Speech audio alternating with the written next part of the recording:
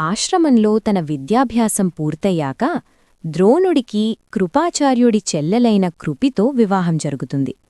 వారికి అశ్వత్థామ అనే కుమారుడు జన్మిస్తాడు. కాని ద్రోణుడి కుటుంబాన్ని కటిక దారిద్ర్యం వెంటాడుతుంది.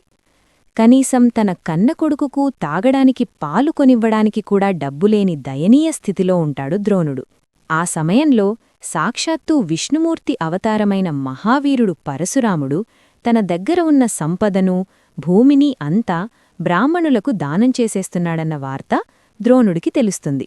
తన కష్టాలన్నీ తీరిపోతాయన్న ఆశతో ద్రోణుడు వెంటనే పరశురాముణ్ణి కలవడానికి బయల్దేరుతాడు.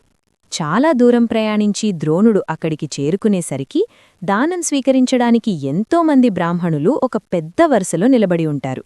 పరశురాముడు తన దగ్గర ఉన్నదంతా వచ్చినవారికి వచ్చినట్లు దానం చేసుకుంటూ వస్తుంటాడు. ద్రోణుడు కూడా అదే వరుసలో తన ఆకలి కష్టాలు తీరతాయని ఎంతో ఆశగా నిలబడతాడు. చివరికి ద్రోణాచార్యుడి వంతు వస్తుంది. కాని అప్పటికే పరశురాముడి దగ్గర ఇవ్వడానికి ఏమీ మిగలదు.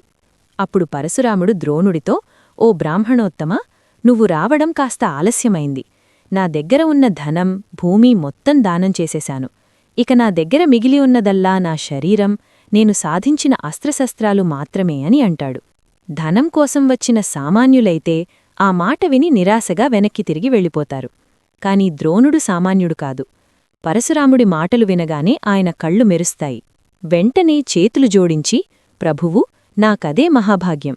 మీ దగ్గర మిగిలి ఉన్న ఆ అస్త్రశస్త్రాలమే నాకు దానంగా ఇవ్వండి అని కోరుతాడు. ఆ సమయస్ఫూర్తికి పరశురాముడు ముగ్ధుడవుతాడు.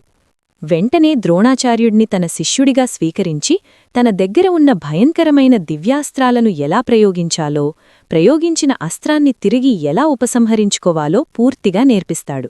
అలా కేవలం కొన్ని బంగారు నాణేల కోసం వెళ్లిన ఒక పేద బ్రాహ్మణుడు పరశురాముడి దయవల్ల సమస్త అస్త్రాలు తెలిసిన మహాయోధుడిగా తిరిగివస్తాడు.